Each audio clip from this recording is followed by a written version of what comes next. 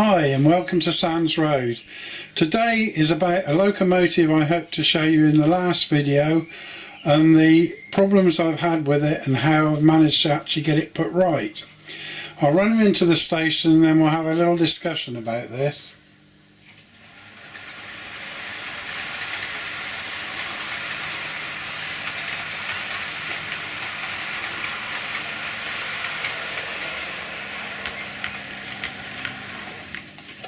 Okay, this is a class 35 HYMEK D7011.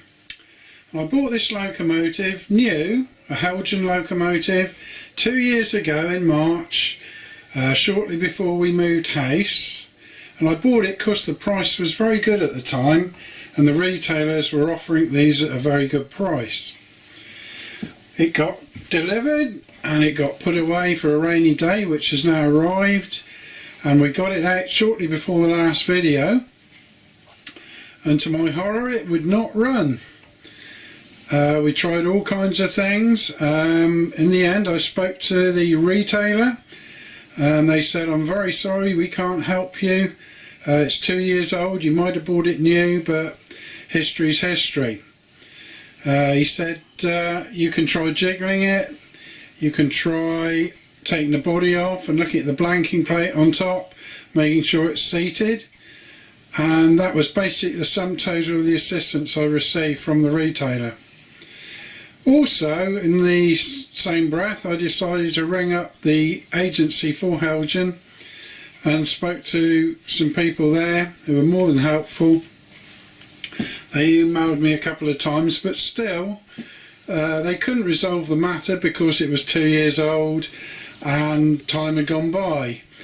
I found that a bit strange, and they suggested the same, jiggling it and trying the blanking plate and things, and yeah, so I was left in a bit of a quandary.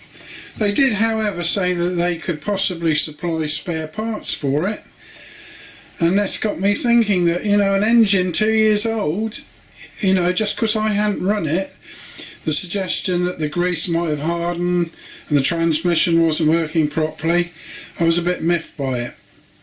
Anyway, however, that I managed to get it put right. I went to a local club member, a member of a local model club, and a very clever chap there who does a lot to do with electronics and things. He managed to sort it out. We found that it was a damaged wire within when it was made new, and the wire was replaced and also a resistor at the same time, and the locomotive, which is DC, is up and running properly.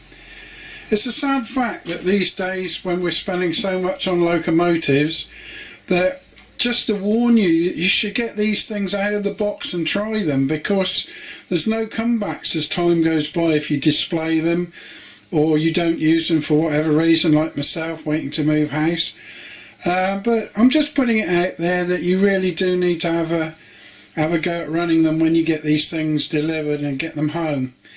It's not a general gripe. I'm sure the retailer and the people that made this locomotive are quite within their rights not to go any further to help me, but I was a little bit miffed at the time.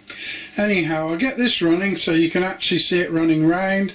It's a lovely loco, very quiet, pulls well.